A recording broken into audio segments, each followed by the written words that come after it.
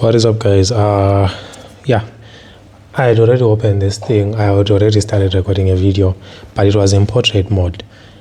If I have the time, I'll combine the videos, but otherwise I can just give you a heads up in case I am lazy to work with Premiere Pro.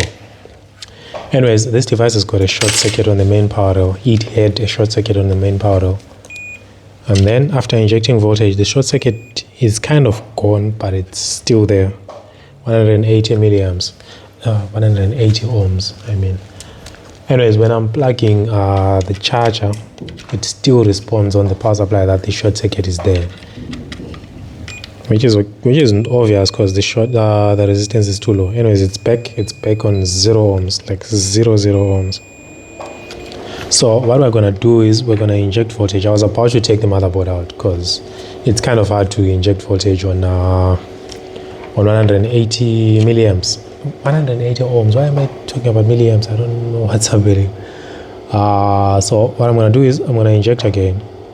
This time around I'm gonna go for 3 volts.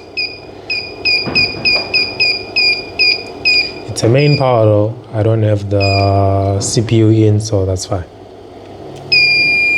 Something is drawing 2 amps. Where is the heat coming from? Show us the source of the heat. Here is the heat source. Here is the heat source just above the HDD connector, somewhere here. Is it the PCH? No, it's not.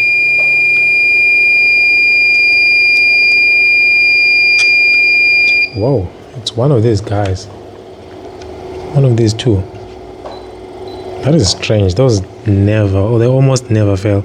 And also they are not in the main part, or they're on the output. Really? Yeah, we've got a short circuit, 2 ohms.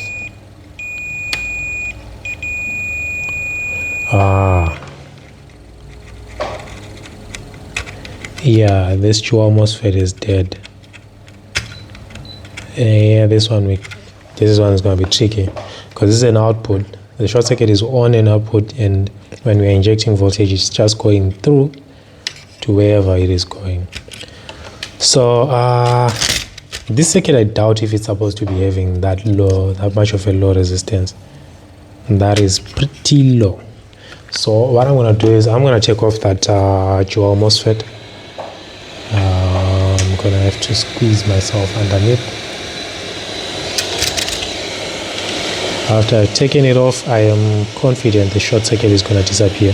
The reason why I'm saying that is we've got a 2 ohm resistance on the main power rail, which is a short, and we also have a 2 ohm resistance on this circuit. So it's just these 2 ohm passing through this dual MOSFET into the rest of the system. So yeah, if we remove this dual MOSFET, our short circuit is going to go.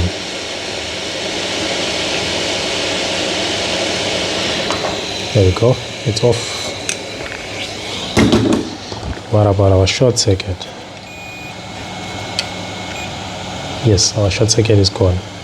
It's gone. So even if we go into resistance mode, what do we get? It's got quite a lot. It says open line. 10 mega ohms anyways, which is kind of expected. Yeah, 1.2 mega ohms, that's a lot. So main power is sorted, but now we've got a crisis over here. I do not think that circuit is supposed to have 2 ohms. 1 ohm, that is definitely a short circuit. Tricky, very tricky. Because now this means we have an issue with whatever that circuit is supplying. So I am still gonna have to take the motherboard out. But my biggest suspect is the PCH. It's close by, and it's pretty much the only other thing left. I mean, CPU, SSD, RAM, it's all out. Okay, let's take you out and figure out what's happening. Do we have anything at the bottom? We look clean at the bottom, pretty clean. So yeah, our short circuit is coming from, I have no idea, could be the EC, could be the PCH. Whatever the case may be, when we were injecting the voltage, remember we were getting a heat spot around here. So checking here at the bottom, there is nothing underneath, and I doubt these caps are bad. I doubt that.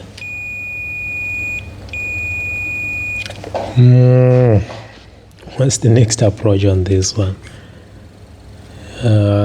Because we've got a low resistance. It's low enough for me to inject anyways, like 2 ohms. I can inject voltage on that. Okay, I've got this one over here. I forgot to remove my CPU from it. So I'm going to take it out and we will measure what voltage we're supposed to get there. And then it will help us know the threshold, what we cannot go above. So yeah, let's plug the charger. Fan spin, of course, this one is working. Go back to voltage mode and we can measure.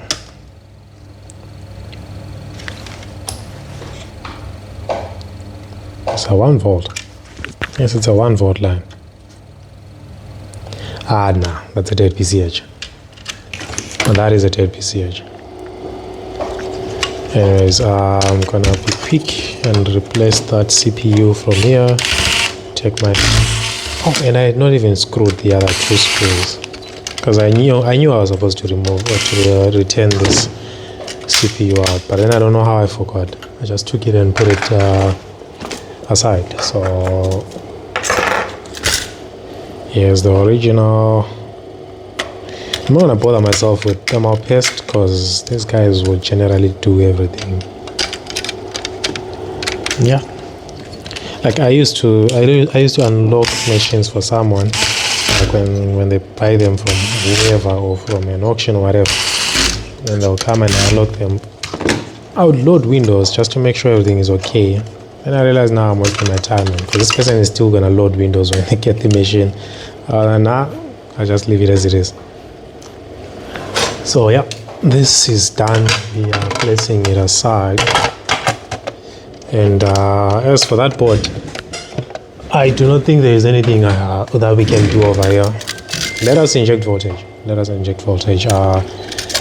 Just for the sake of doing it. We will have, it's not gonna work. It is not going to work because 1 volt is not gonna be enough to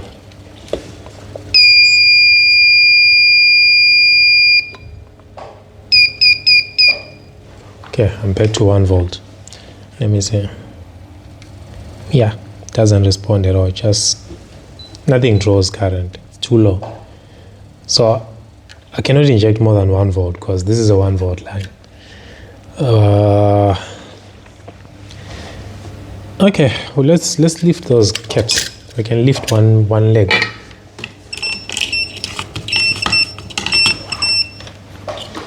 I can lift one leg and who knows, maybe the short is gonna disappear.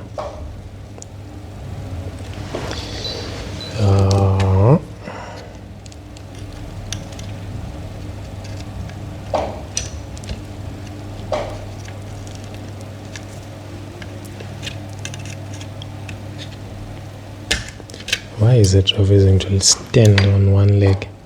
I don't wanna bring hot air, but I guess I have to. So the other thing I'm gonna do is I'm gonna tin that leg as well. It'll make it easy. It'll make it easy when the hot air comes. It'll be quick. Wow! Did you see that solder ball which rolled over there? We can roll it off. Alright, we just need to lift one side so that we can confirm if our short circuit is coming from here. If not, the next thing that I could remove is what? I don't know. This can't be the EC. The EC runs on 3 volts. It cannot be the EEPROM. It could be, but the EEPROM runs on 1.8 or 3 volts. So I doubt it will be fed from that line. So the only thing that will be left is the PCH, of which I cannot inject a voltage which is above 1 volt. It's gonna be tricky. Okay, there we go. Those 2 caps are out. Is our short circuit still existent?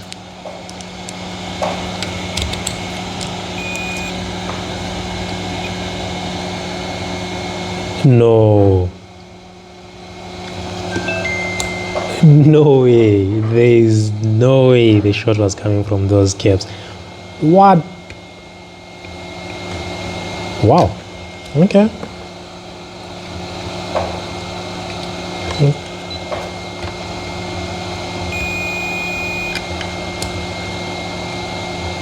Okay, that's ground and positive. It's like mega ohms. These are bad. So it was right for them to warm up in the first place. Let me see which one. It is not this one. It's this one. It's dead. You can see the resistance. 3 ohms. 100%. 100%.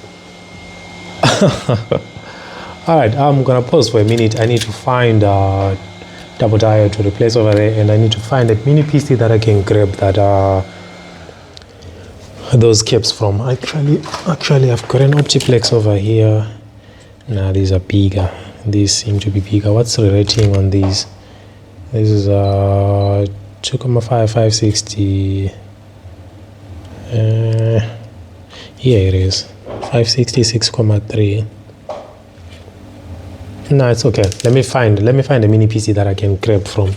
Not this one. This is a mid tower. Give me a minute.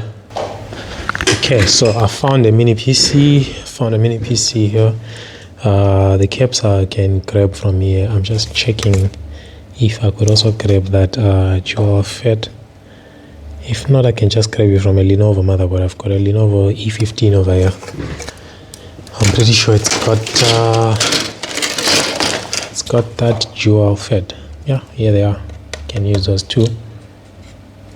Cool. Let's start replacing components.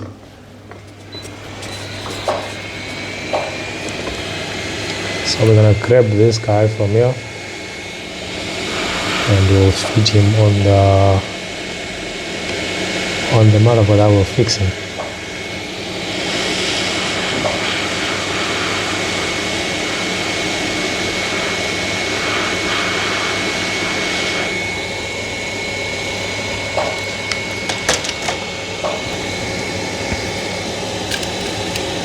Alright, in which direction? No, not the same. Not the same component. It's a dual FET as well, but it's different design. Okay, give me a minute to find another one. Alright, so I've got less than a minute left on my storage, so I replaced the MOSFET and I replaced the caps, but they kept bending over and over and over again, so clearly the PCH is dead. If I remove everything else, the PC is on. You can see fan is spinning, and I've got a solid orange light here, but it won't display. It will never display like this. This we're gonna dim and no fix, and we'll give back. So yeah, anyways, I hope you learned something. I will see you guys in another video. Cheers and goodbye.